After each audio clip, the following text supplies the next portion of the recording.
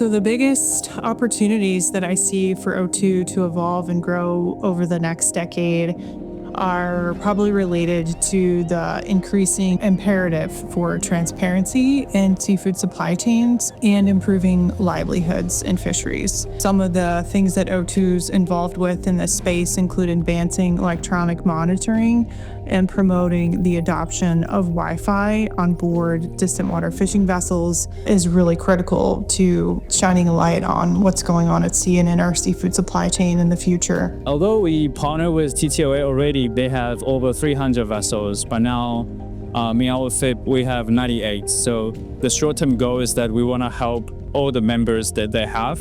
It's very exciting to just try to expand our influence on the industry. I'm excited that technologies are good enough now and accessible enough now that we can trace seafood from point of consumption all the way to point of production, and that groups can work together on sustainability initiatives that benefit the entire ecosystem. The collaboration that we have done with QMCS and other partners in China has now created the foundation for establishing some more integrative strategies across the 4 Northeast Asia countries, China, Taiwan, South Korea, and Japan, to get a more coordinated and effective fisheries improvement efforts on distant water fisheries that occur on the high seas that the 4 nations are involved in together. So that's an exciting thing to think about the future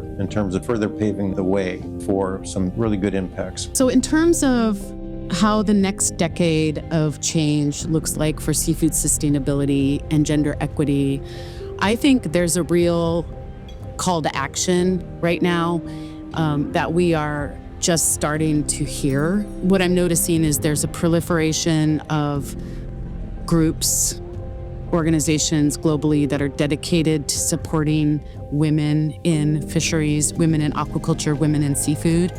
And to me, that's a real clarion call that these issues are global. That gives me a lot of hope. What's next? What are we gonna come up with now? And I know it's gonna be good because it had always improved through the years. So I'm pretty sure that whatever idea, crazy thing we do now is gonna be better. I hope that in the next 5 to 10 years, Ocean Outcomes will grow into a team of more than 30 professionals. I hope so. Expanding its influence, advancing sustainability across all sectors. Fisheries change takes a long time.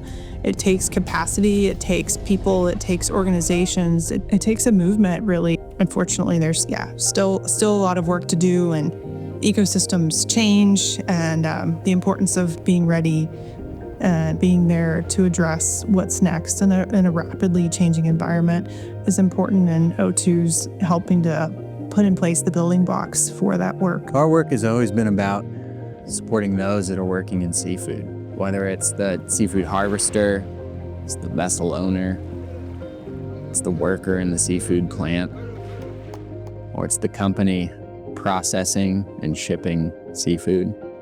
We'll work with you to help you become more sustainable.